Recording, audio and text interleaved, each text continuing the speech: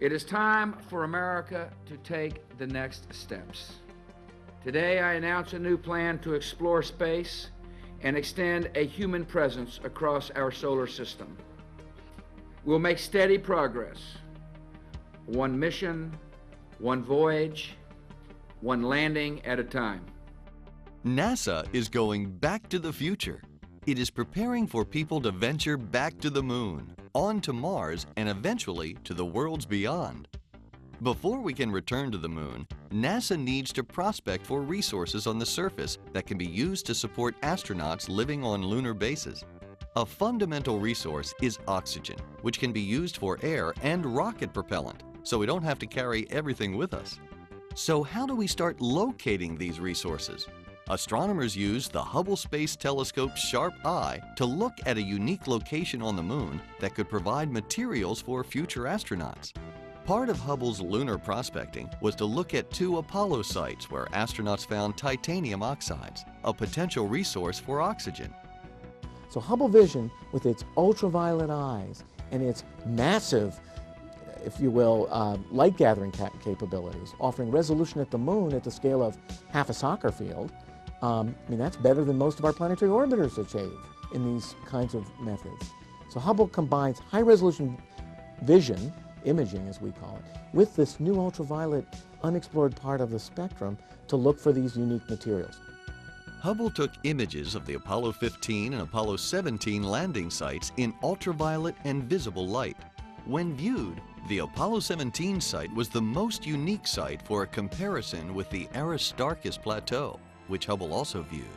Aristarchus has a tortured history, enduring a monumental-sized asteroid slamming into it around 100 million years ago, making a crater more than twice as deep as the Grand Canyon. A few billion years earlier, lava flows and volcanic ash deposits covered the area with glassy materials that are similar to some of the Apollo sites. Most of the moon is covered with, if you will, we call it the regolith. It is the pulverized rock debris and other stuff that's been lying there, born by the cosmic collisions that made the cratered lunar landscape. In that soil, where we've sampled it with the human beings of the Apollo voyages, we see some interesting ingredients that are enriched in titanium dioxide, a substance which on Earth is relatively rare, captured in some types of rocks, and that happens to be a substance where it's relatively easy, energy-wise, to liberate the oxygen from the bond with the metal, the titanium, and use it. The Aristarchus site suggests that it is potentially rich in titanium oxides.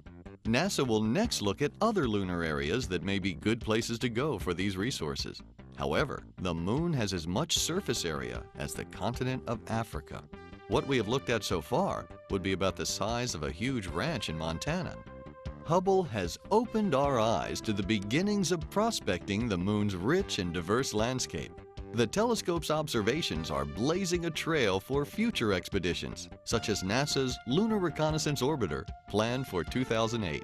Space is the environment we have to learn to live with, be safe from, venture into to gain its valuable resources, some of which may be energy-rich, some of which may tell us about our own origins. There's many different things. And ultimately, becoming spacefaring will allow us, as needed, to learn how to escape this planet, if we need to, and move beyond. As NASA journeys farther into the final frontier, Hubble's vision is contributing to this bold, exciting, and ambitious vision of space exploration. With the experience and knowledge gained on the moon, we will then be ready to take the next steps of space exploration, human missions to Mars and to worlds beyond.